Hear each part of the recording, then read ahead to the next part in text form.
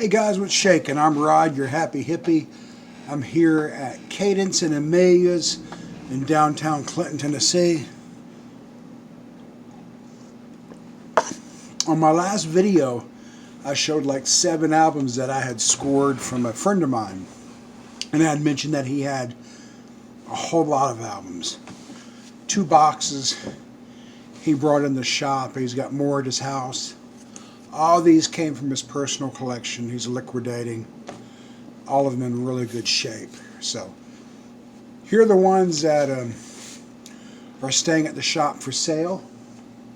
Grateful Dead, Skeletons in the Closet. I actually have plans for this one.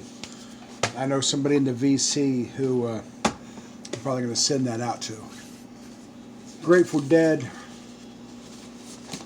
Call this one Skull and Roses. Fantastic Dead album. I've already got it both on album and CD, so it's staying for sale. Now this album's a little beat up. The cover, Jefferson Airplane, Volunteers, the old peanut butter and jelly sandwich insert, or not insert, but picture in the gatefold. And that's probably the worst album of the entire lot. Most of them are really good. The beautiful and talented Donna Summer. She works hard for the money. Says the original insert. And the album is just absolutely perfect. And sadly, she passed away a few years ago. Donna Summer. Definitely had a crush on her at 14 years old. Her and Debbie Harry. Oh my God. The Eurythmics. Some 80s pop. Still has the insert with it. And the album is in really good shape. And that's here for sale. Bob Seger, 9 Tonight. Great live album from Bob Seger.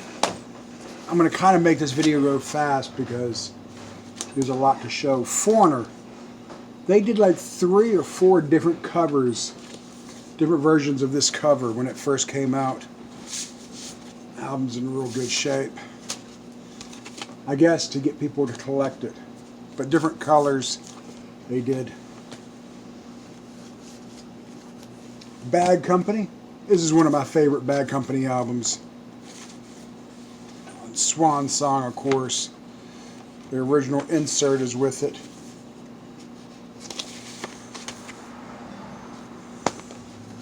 Another Bad Company.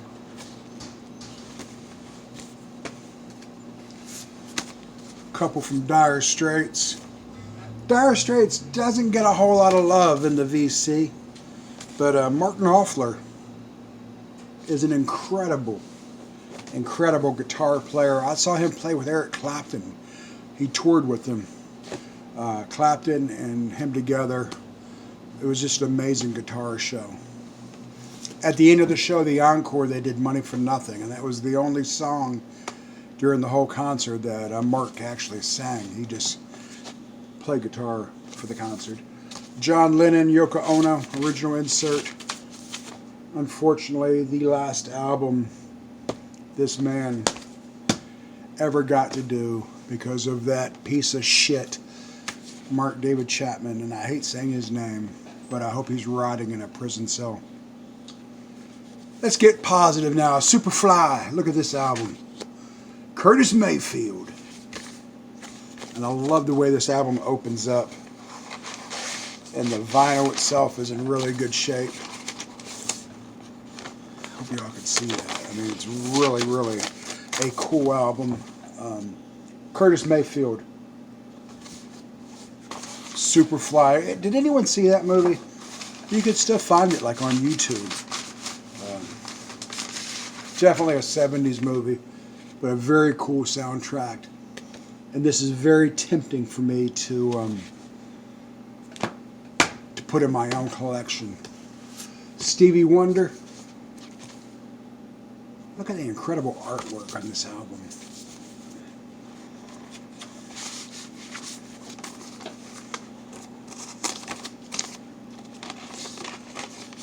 Vinyl's in real good shape. Inner version by Stevie Wonder. Another really, really great album.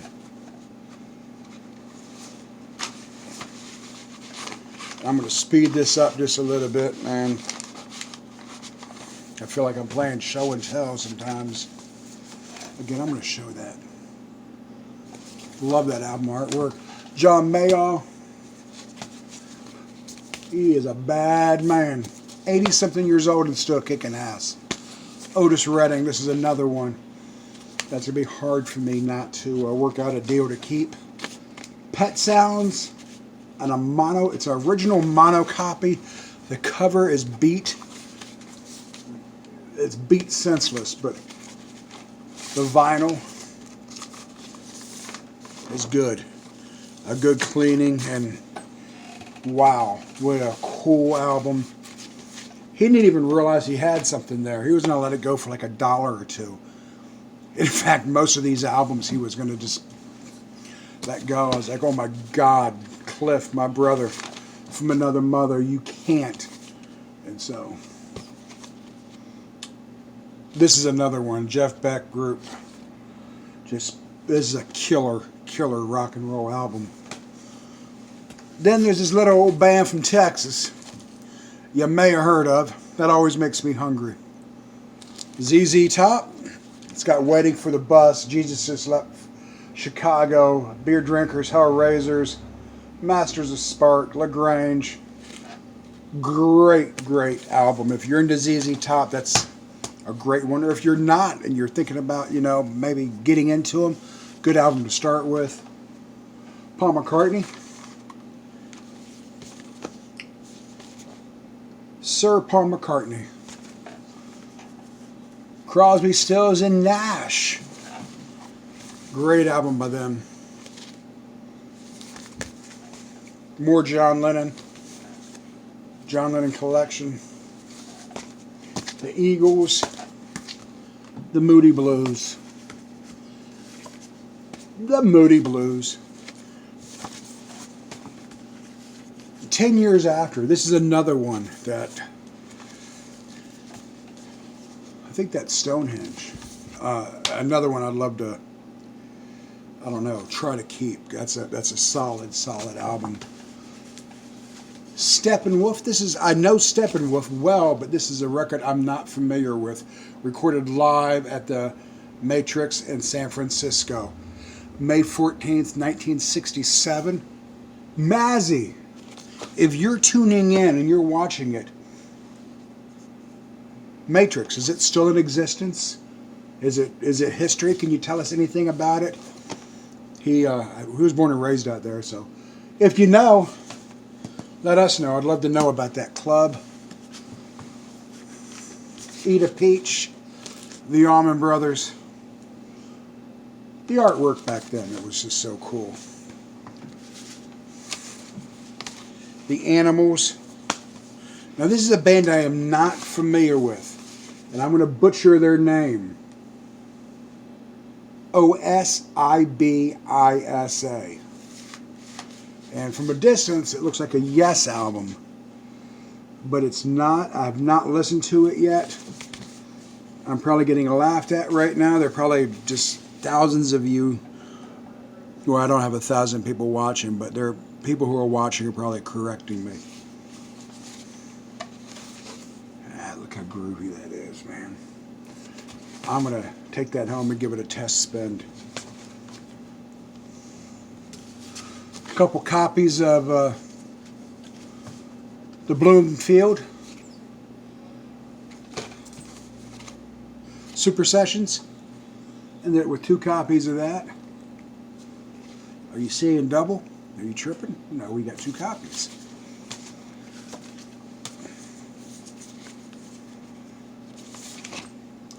Kansas. The Butterfield Blues Band.